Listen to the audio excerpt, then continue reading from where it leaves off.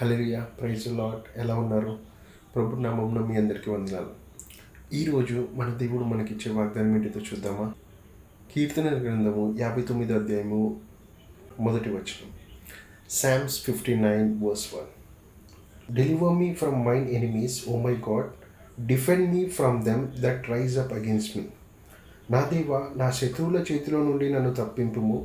నా మీద పడు వారికి చిక్కకుండా నన్ను ఉద్ధరించుము. హల్లెలూయా. చూడండి, ఇక్కడ మనం చూస్తే దావీదు చేసే ఒక ప్రార్థన గురించి దేవుడు మనకి జ్ఞాపకం చేస్తున్నాడు. ఏంటిదనంట? చూడండి, ఇక్కడ దావీదు ప్రార్థన చేస్తున్నాడంట దేవుడికి. ఏంటిదనంటే, ప్రభా, నా యొక్క శత్రువులకి నేను చిక్కకుండా ఉండాలి. అవునా? ఇంకోటి ఏంటిదనంటే, నా శత్రువుల చేతిలో నుండి నన్ను తప్పింపుము, నా మీద పడు వారికి చిక్కకుండా నన్ను ఉద్ధరించుము.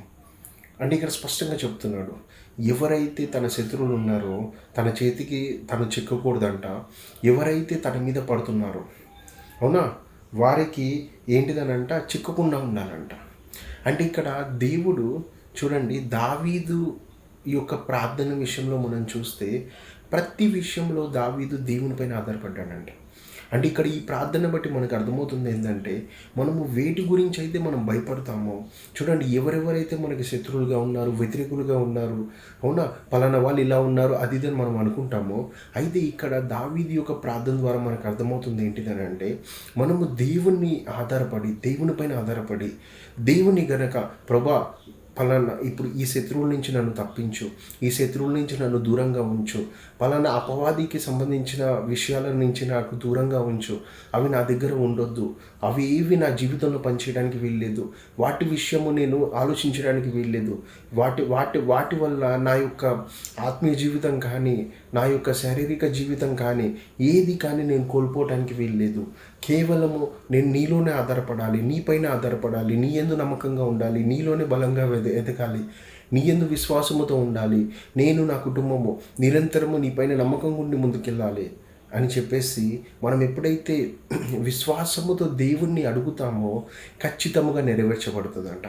అందుకోసమే యేసుక్రీస్తు చెప్తాడు కదా, అడుగుడి మీకు ఇవ్వబడును కదా.